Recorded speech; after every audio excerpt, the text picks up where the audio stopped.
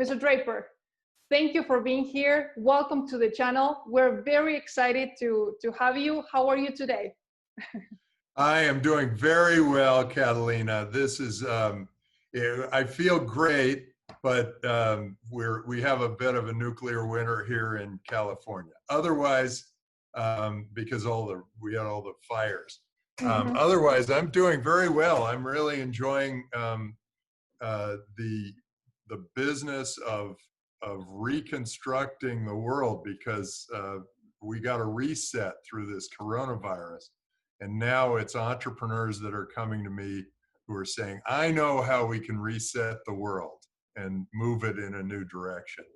And so that's been a good part of my, the last 4 or 5 months.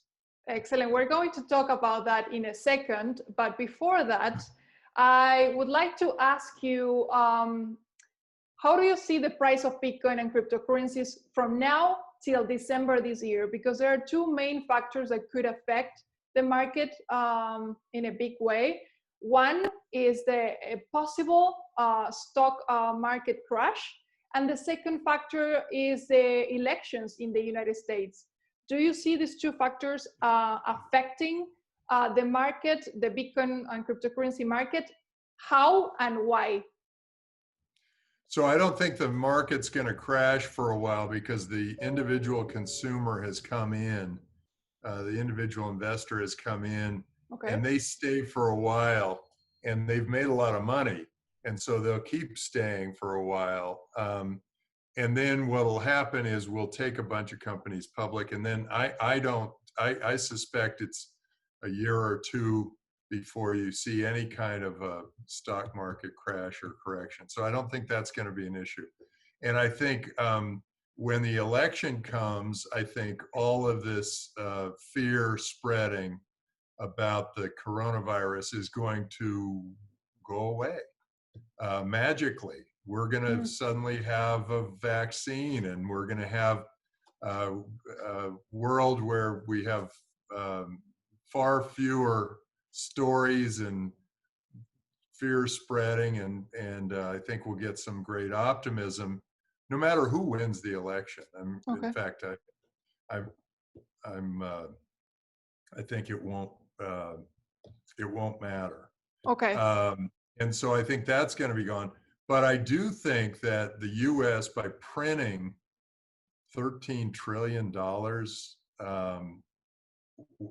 has devalued the dollar. You guys know about devaluing. And so Bitcoin will be a very popular thing for people who really understand the economy. If you understand the economy and you know if a country prints a whole bunch of money, then it starts spiraling down and you get inflation and you get all sorts of problems.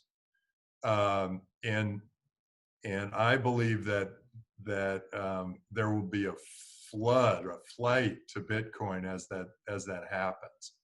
And so I suspect Bitcoin's going to be going up. But my only prediction, really, again, I made one prediction. I hit it right on the number. I know. You were there. I was there.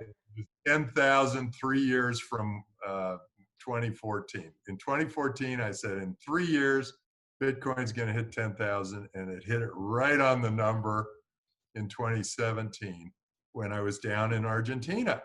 Yes. Well, my other prediction is Bitcoin at 250,000 by the end of 2022 or the beginning of 2023. And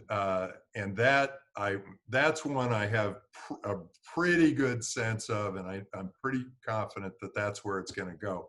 In between, there are a lot of buyers and sellers and stock movers, price movers. In between, I can't really predict, but from here to there, I can predict 250,000 by 2022 or 2023. Excellent that you mentioned that with the US dollar. I think, the price is going up, and you're wearing the shirt and I'm wearing the tie, and I think that we'll keep moving that price up. Excellent, excellent. I think it's great that you mentioned that from the US dollar, because a lot of Argentinians, they save in US dollars, but they do not understand that it's losing its value. And they also don't know that it's not backed by gold anymore, and so many factors that they need to consider. So it's great that you mentioned your next prediction, because my second question was, I think you already answered the question, but if you want to add something else, what do we need to see happen in order for Bitcoin to hit 250K? What in terms of yeah, my prediction was based on knowing that all these engineers have been working very, very hard to build DeFi, where they can use Bitcoin with open node to build new platform of finance. And once that's done, then it will move into the retail space. And once you move Bitcoin into the retail space, it will be generally used around the world. I use Bitcoin. I bought a bunch of books in Africa from a guy who didn't have a bank account in Africa. I accept Bitcoin at Draper University for tuition. I accept Bitcoin for rent at Hero City. So many people are feeling like, well, yeah, I'd rather have more Bitcoin than dollars, or certainly than Argentinian pesos. For sure. Argentinian pesos are like hot potatoes. Here, yes. How do I get rid of this? Yes, indeed. So yeah, that's the platforms are being built. We're already showing how you can earn interest and how you can borrow in Bitcoin. Yeah. Now the next step will be, can we use it to consume products? Can we go buy T-shirts, coffee, whatever in Bitcoin? And that is ripe for happening. And as that happens, the use of Bitcoin, the demand for Bitcoin will continue to grow. And there are only 21 million of them. So no political force can come and print 13 trillion of them and make it so that it's worth less. So you will always have 21 million Bitcoin. And so I think as a secure place to go, I think Bitcoin is terrific for that. It's sort of the new gold. I mean, people, they don't really want to hold a bunch of gold, because you can't pay for coffee with gold. And It doesn't move around as quickly. It's not frictionless. It's not open. It's not transparent. It's not global, because you can't get it across borders. Whereas Bitcoin is open, transparent, global, frictionless. Immutable. Transparent. Yeah. Fantastic. Great answer. Great answer. So you mentioned at the beginning of this interview that a lot of entrepreneurs are coming to you to reconstruct, to rebuild the world. So this is mainly for the current and future entrepreneurs in the blockchain space. When it comes to pitching a project to you or in general, do you have any recommendations? For example, what are the key points or factors that you want to listen first from them in order for you to know, okay, I want to know more?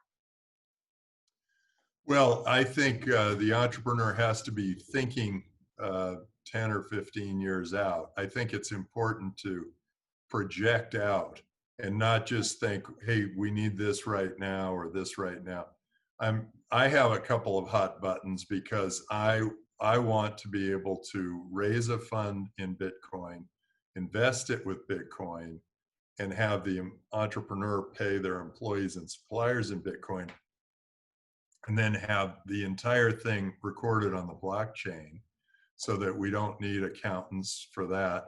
And then we won't need lawyers for this, because I want to create a smart contract with my investors, with my limited partners, so that when a big return comes in, it gets spread amongst all of their wallets according to our smart contract.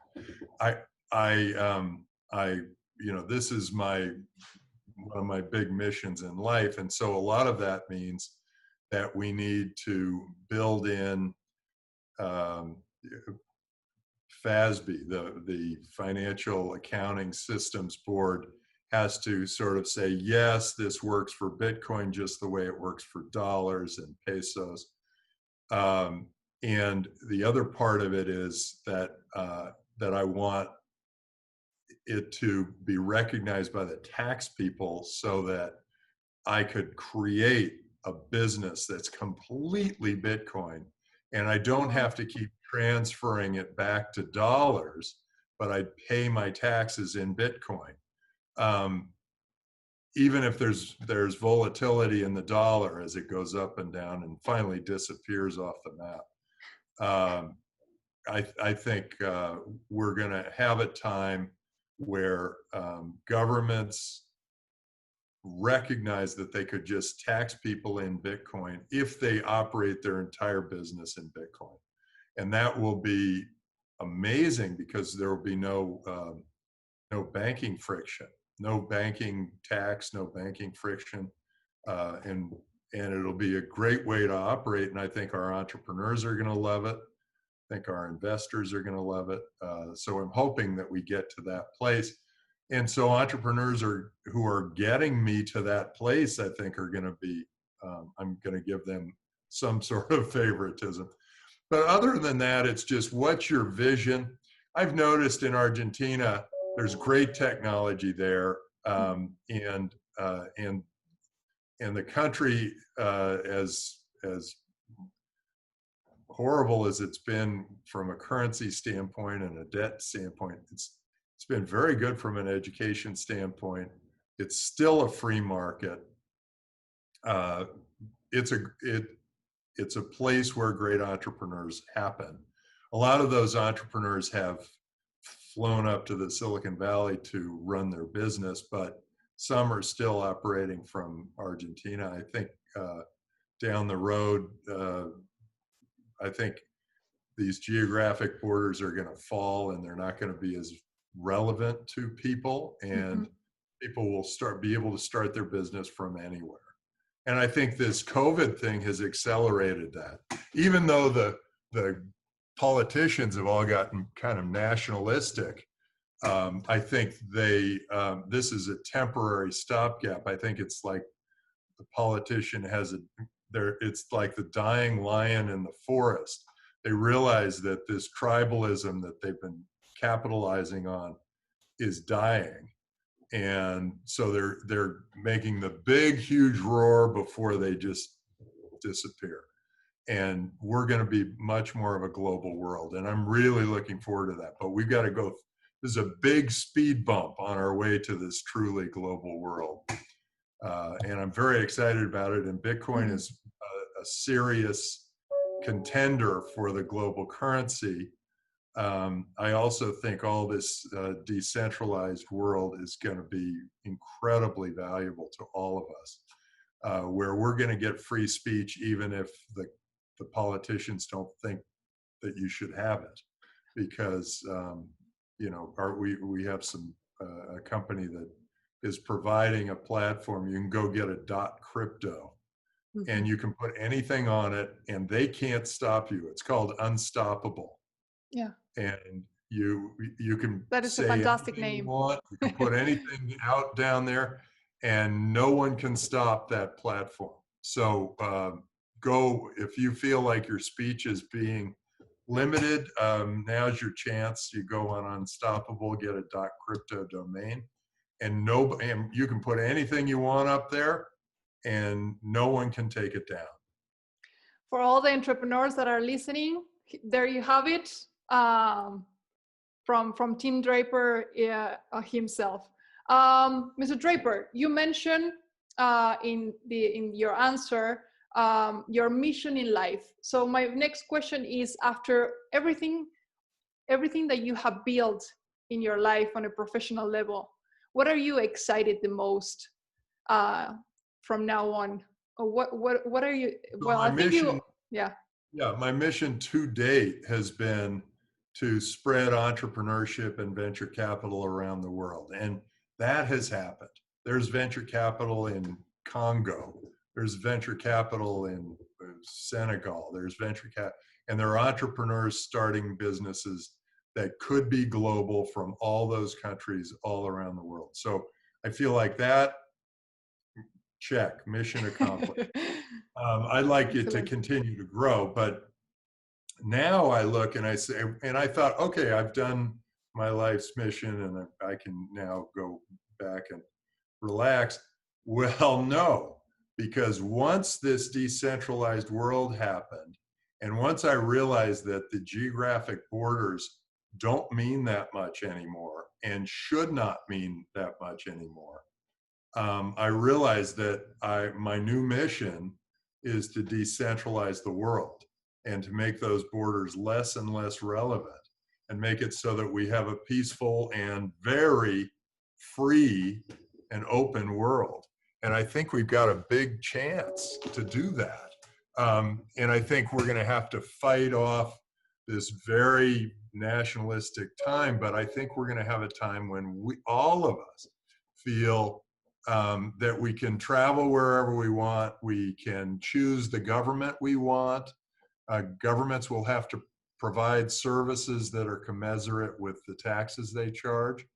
I think that people will start saying, well, no, you've got to, I want better education or better streets or better electricity or better whatever for the money, 5G. For the money that I put in, I want to see better services for my community. And if I don't get those, I will move to another place, or I will move to multiple places and share my taxes amongst multiple governments. I think that we will now, it's just the way you might buy a computer or a car or a house, you are going to buy governance. You're going to buy the security, the privacy, insurance. Right now, a big part of government is insurance, right? It's healthcare insurance and workman's comp insurance and unemployment insurance. It's all these insurance. Well, what if you now can create those insurance products with an actuary, Bitcoin, and a smart contract? All of a sudden, and some surveillance, all of a sudden you have automated all insurance. You can provide better service than any of these insurance companies provide. So you can actually do most of what government does through this decentralized world. This is a big opportunity, and it's starting to happen. And since it's starting now, I think you give it 5 or 6, 7 years, and 5 or 6, 7 years from now, we are going to have a very different decentralized world where we might be getting our healthcare insurance from Chile, we might be getting our Social Security from the United States, and we might be getting our workman's comp insurance from a government that is 11 miles offshore or up in space or just in the cyber world. That could be the beginning of where governments figure out what they're good at and focus just on that. And then we offer our taxes to the governments that we think are doing a good job. I think it's a new world. It's coming, and it's going to come because of entrepreneurs like the ones you're talking to out there. I think it's it's great that you mentioned that, because a lot of people, humanity is realizing how much control they want to establish after the pandemic. And one of the messages that I continue communicating in my channel to the Spanish community especially is that thankfully we have these disruptive decentralized technologies that could save humanity from everything that you have just mentioned. So excellent. And one of my last questions, Mr. Draper, is when you first invested in Bitcoin, I think it was many years ago, what was before and after moment that you said, I need to invest in this? Or what were your realizations at that precise moment back then? Yeah. So Bitcoin was at $6 Wow. when I first invested. And I lost all of that Bitcoin to the Mt. Gox thing.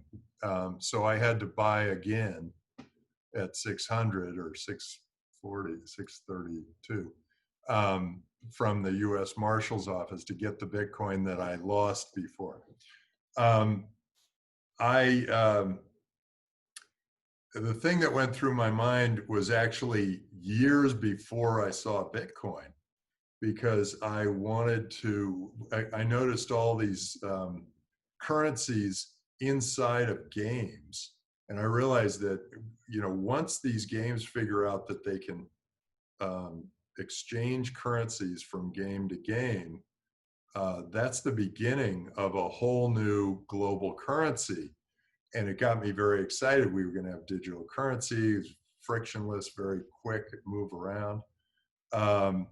But none of that ever happened. So then when Bitcoin came, all of a sudden you had that open, decentralized currency. It could be used inside of games, but it could also be used outside in the world. And that, I said, oh boy, you know, this was something I'd been waiting for a long time. And I was very happy to, once I discovered it, to jump in with both feet. But you know, it was a little the Wild West, and I seemed to have lost all that Bitcoin to the when Mt. Gox disappeared all that money. My money apparently was in there too.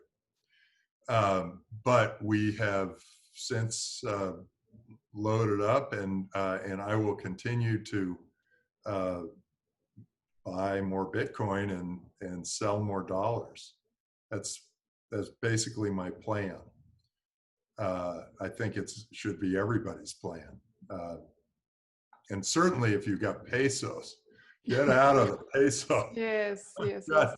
Okay, so when I mentioned this to you earlier, but when I met with President Macri, and that was when Bitcoin first hit 10,000 in 2017, I talked to him about Bitcoin. I thought, you know, hey, you should know about this. 2 years later, I came back, 2019. I came back and I said, okay, in these last 2 years, Bitcoin's gone from 10,000 down to 6,000. But the Argentinian peso has gone from 75 cents down to 25 cents. And I made him a bet. And that if Argentinian peso beat Bitcoin over the next year, that I would double my investment in Argentina. And if Bitcoin outperformed the Argentinian peso, then he had to make Bitcoin a national currency. And he moved out of office before he was able to fulfill his side of the promise. But if he had done it, he may have stayed in office. But since then, the Argentinian peso has dropped below 1 penny, and Bitcoin's gone back up to over 10,000. So if you run into President Macri, I won the bet. That is a fantastic example and message. We couldn't have found a better message to finish this interview. Mr. Draper, this is a question that I don't know if you would like to answer or not. You can tell me. But in a couple of days ago, we saw a tweet from you about Bitcoin Cash. Oh yeah. Well, you know, I talked to Roger Ver, and you know, he did create a token. I didn't realize that it had security problems, but he did create a token that was easily moved. And so, yeah, I did put that tweet in. Then I did a little more research, and I pulled it off. But you know, you know, I admire people who try new things and do new things. And I'm less religious about one token or another. After all, I'm a big Bitcoin owner. Okay. And that's where the biggest part of my heart is. But I do want to recognize people for the other things that they do in the Bitcoin community, and how they're improving this world. I mean, we know digital currencies they're coming, and Okay. so I'm constantly looking for new ways for people to make those digital currencies easier to use, easier to spend, easier to invest, all those things. So yeah.